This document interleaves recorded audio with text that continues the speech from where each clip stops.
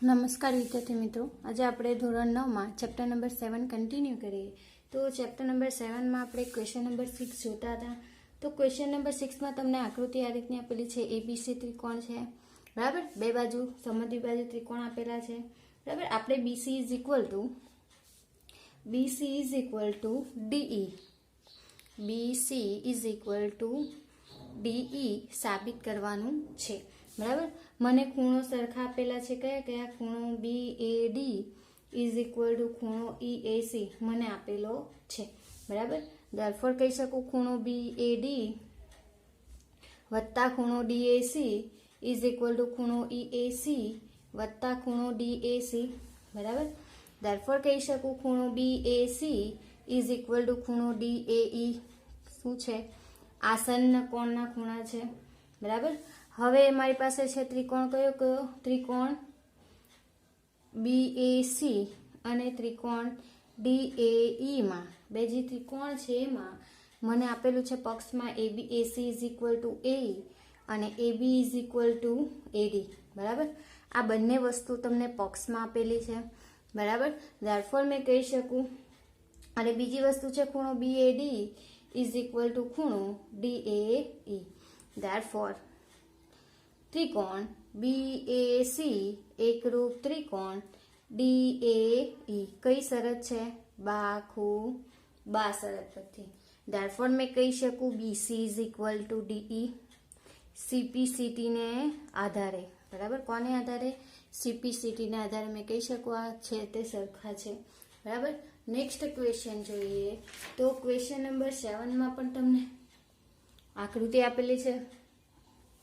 તો question number 7માં AB રેખાખંડ, બરાબર, એક E બિંદુ અને એક D બિંદુ આગળ વચ્ચે એક P બિંદુ છે તો એની સાથે ખૂણો બનાવે છે, બરાબર. આ એક ખૂણો, બરાબર. આ એક B સાથે જોડ્યું, P સાથે અને P સાથે, બરાબર. આકૃતિ તમને આ રીતની આપેલી છે. આ ખૂણા ને આ ખૂણા સરખા આપેલા છે, બરાબર. તમારે બે વસ્તુ સાબિત કરવાની છે. ક્વેશ્ચન નંબર 7માં આપણી આકૃતિ આ છે. આપણે સાબિત કરવાનું છે AD ઇઝ ઇક્વલ ટુ શું સાબિત કરવાનું છે? BE. AD is equal to BE સાબિત કરવાનું છે.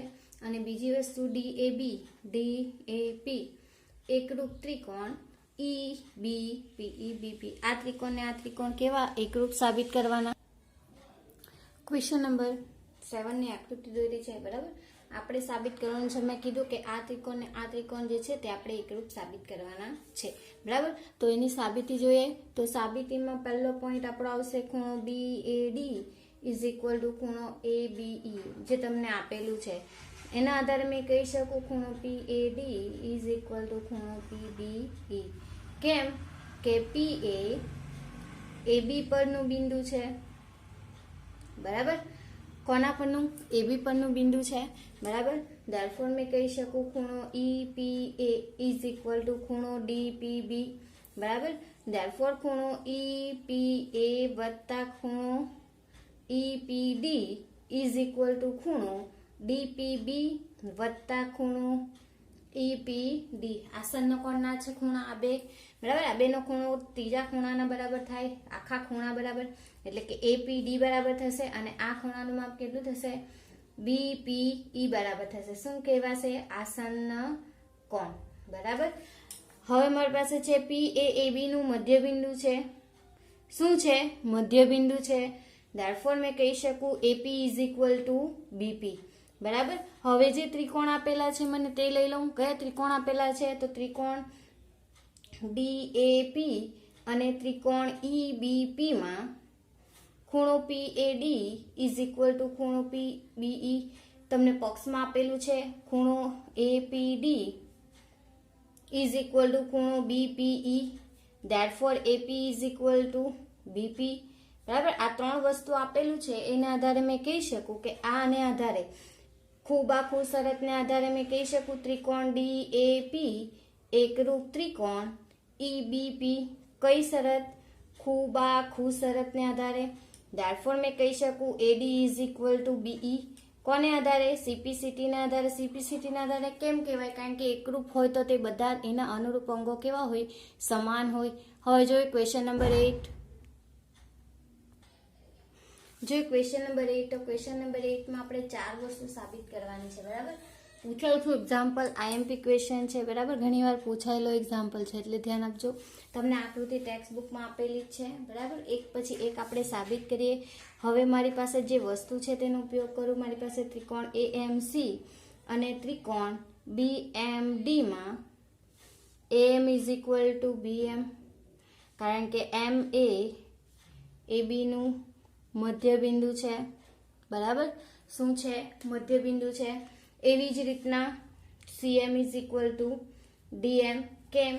એ પણ MA CD નું મધ્યબિંદુ છે. બરાબર, એ જ રીતના ખૂણો AMC ઇઝ ઇક્વલ ટુ ખૂણો BMD શું છે? અભિકોણની જોડ છે. બરાબર, ધેરફોર કઈ શરત? બા શરતને આધારે મેં કહી શકું ત્રિકોણ AMC એકરૂપ ત્રિકોણ BMD. બરાબર, આ પરિણામ નંબર 1 આપણું સાબિત થઈ ગયું, જે સાબિત કરવાનું હતું તે. હવે જોઈએ ખૂણો MCA ઇઝ ઇક્વલ ટુ ખૂણો MDA કોને આધારે? CPCT ને આધારે. બરાબર, CPCT ને આધારે. બરાબર, આપેલું છે એના આધારે. ધેરફોર મેં કહી શકું MCA અને ખૂણો MDA એ રેખાઓ AC અને BD ની છેદિકા BC દ્વારા બનતા યુગ્મ કોણો છે અને તે સમાન છે. બરાબર, યુગ્મ કોણો છે અને સમાન છે. ધેરફોર મેં કહી શકું AC સમાંતર BD. AC સમાંતર શું છે? BD છે. AC સમાંતર BD. બરાબર, ખૂણો DBC અને ખૂણો ACB એ AC સમાંતર BD ની છેદિકા BC દ્વારા બનતા એક તરફના અંતઃકોણો છે. છેદિકાના એક તરફના અંતઃકોણો છે. ધેરફોર મેં કહી શકું ખૂણો DBC વત્તા ખૂણો ACB ઇઝ ઇક્વલ ટુ 180. બરાબર, આ બે ખૂણાનું માપ કેટલું છે? 180 છે. મારી પાસે એક ખૂણાનું માપ કેટલું છે? 90° છે. બરાબર, ધેરફોર કહી શકું DBC વત્તા 90° ઇઝ ઇક્વલ ટુ 180, કારણ કે બોક્સમાં તમને આપેલું છે ખૂણો C ઇઝ ઇક્વલ ટુ 90° અને ખૂણો B ઇઝ ઇક્વલ ટુ પણ 90°. બરાબર, ધેરફોર ખૂણો DBC ઇઝ ઇક્વલ ટુ કેટલા? 180° માઇનસ 90°. ધેરફોર ખૂણો DBC ઇઝ ઇક્વલ ટુ કેટલા? 190°. ખાલી 90°. 180 માંથી 90 બાદ કરું તો મળશે કેટલા? 1. ધેરફોર કહી શકું ખૂણો DBC કાટકોણ ત્રિકોણ છે. બરાબર, પરિણામ નંબર 2 કાટખૂણું છે એવું સાબિત કરવાનું હતું. હવે મારી પાસે છે ત્રિકોણ AMC એકરૂપ ત્રિકોણ BMC આપેલો છે. બરાબર, એકરૂપ હોય તો મેં કહી શકું, શું કહી શકું? AC is equal to BD. અહીં D છે. બરાબર, ત્રિકોણ AMC અને BMD. બરાબર, AC is equal to BD. Therefore ત્રિકોણ DBC અને ત્રિકોણ ACB માં BD is equal to CA અને ખૂણો DBC ઇઝ ઇક્વલ ટુ ખૂણો ACB કાટખૂણા. બરાબર, અને BC is equal to CB સામાન્ય બાજુ. ધેરફોર મેં કઈ શરતનો ઉપયોગ કરું? બા શરત મુજબ મેં કહી શકું ત્રિકોણ DBC એકરૂપ ત્રિકોણ ACB. ધેરફોર કહી શકું કે CD is equal to 2CM. CD is equal to AB. બરાબર, હવે આ કોને આધારે લખ્યું? આપણે CPCT ને આધારે લખ્યું. બરાબર, આ પણ આપણે સાબિત કરવાનું હતું ત્રીજું પરિણામ. હવે CD ઇઝ ઇક્વલ ટુ હવે DM is equal to CM અને D રેખાખંડ CD પર આવેલું બિંદુ છે બરાબર. therefore DC is equal to 2cm, therefore AB is equal to 2cm, therefore 1/2 AB is equal to 1/2 ને આ બાજુ લઈ આવું તો is equal to cm. મારા પાસે માંગેલું શું છે? cm is equal to 1/2 AB બરાબર. આ છે ચોથું પરિણામ બરાબર. ખબર પડી ગઈ? આપણે ફરીથી એકવાર જોઈ લઈએ. ત્રિકોણ આપેલા છે બરાબર. 4 વસ્તુ સાબિત કરવાની છે. તો ત્રિકોણ 2 લીધા AMC અને BMD માં AB નું મધ્ય બિંદુ M છે therefore અને AMC અને BMD અભિકોણની જોડ છે. તો બાખુબા શરતનો ઉપયોગ કરીને ત્રિકોણ સમરૂપ થશે. તો એને અનુરૂપ ખૂણા C અને D CPCT ના આધારે સરખા થશે. C અને D બરાબર. અને આ ખૂણા જે છે તે છેદિકા BC દ્વારા બનતા યુગ્મ કોણ છે therefore AC સમાંતર BD અને ખૂણા જો AC સમાંતર BD ની છેદિકાની એક તરફના અંતઃકોણો DBC અને ACB એ એક તરફના અંતઃકોણો છે અને એક તરફના અંતઃકોણોના માપનો સરવાળો કેટલો થાય? 180 થાય. એનો ઉપયોગ કરીને DBC કાટખૂણો છે એવું સાબિત કર્યું બરાબર.